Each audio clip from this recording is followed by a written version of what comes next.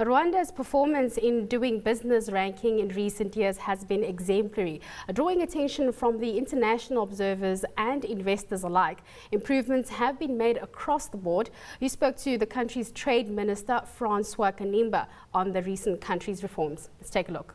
Rwanda is one of the countries who have been implementing reforms to improve the business environment. This has been a long-term process, and actually the process continues.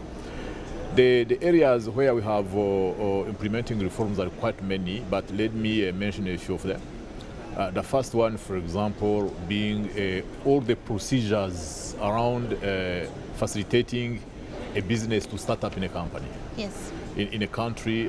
So Rwanda has been able to cut down the time, the cost for a company to establish in a country. Now you can register your company in Rwanda in just 6 hours. This is one of the areas. The second area is about getting credit. Getting credit in a country depends on a number of factors. One of them is the credit information system, which facilitate financial institutions to have information about your track record as you work with financial institutions to pay back your loans, your behavior.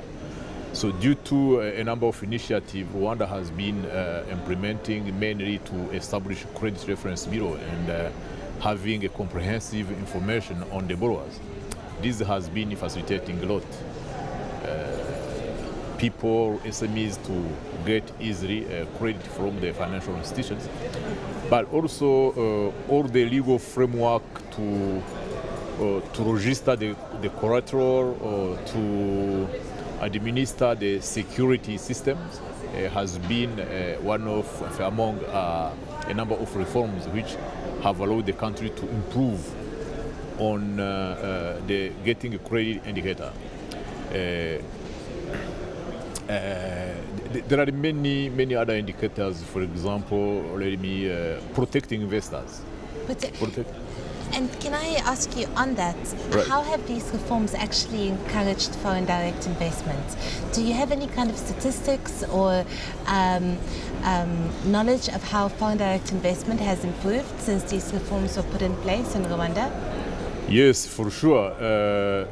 Based on the recent numbers, for example, the volume of FDI registered in Rwanda last year, we have been able to reach $1.4 billion, which was the biggest number we have been able to achieve so far. But when you see the trend, it has been going up over the years. Yeah. And we see as well as this good news on Rwanda on how the country has been successful in reforming its environment. We see more and more foreign investors coming from different parts of the world expressing their interest in Rwanda. Actually, now there are quite a big number of them who are still understanding exactly how to come to Rwanda to make an investment. And we do expect actually the volume of FDI in the country increasing tremendously in the next few years. The one area where Rwanda hasn't performed so well, according to the World Bank rankings, is when it comes to trade across borders. Yes. That's the cost, for example, and the ease of moving containers in and out of Rwanda. That's true. Tell me, what kind of methods is the Rwandan government employing in order to increase the ease of trade across borders? First of all, I'd like to explain the reason why on this indicator still Rwanda has a problem. These are something to do with the landlockedness nature of this country. Rwanda, unfortunately, has to go a long way to cross a number of countries to reach the sea.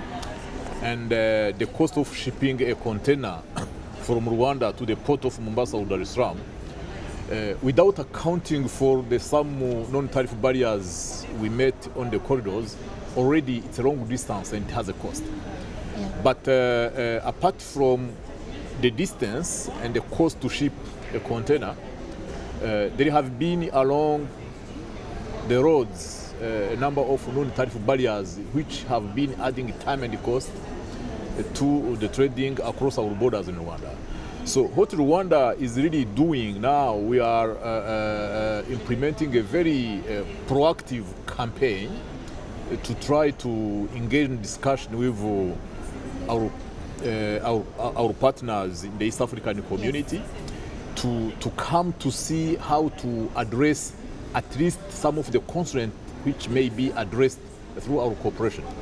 For example, recently we have working with Kenya and Uganda, we have launched what we call one single custom territory. Yeah. This means our external trade, being imports or exports, are going to be registered and created at the port of entry. Mm-hmm. And from there, the cargo will be shipped without any more obstacle on the road. Okay. So which is going to tremendously improve in terms of the time and the cost.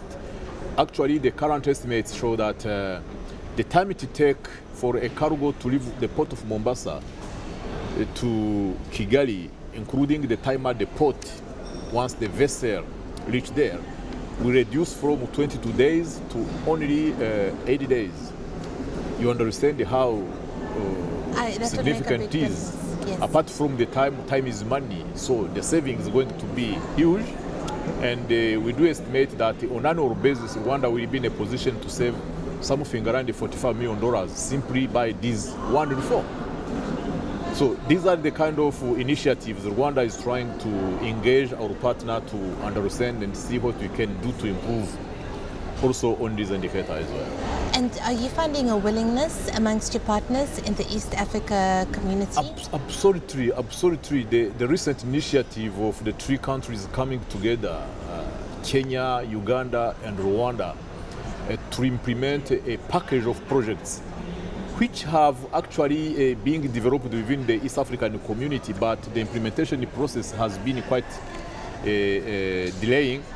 Now we found a mechanism to see how to speed up the implementation process of this reform. And the three countries are very keen to come together really to speed up the process.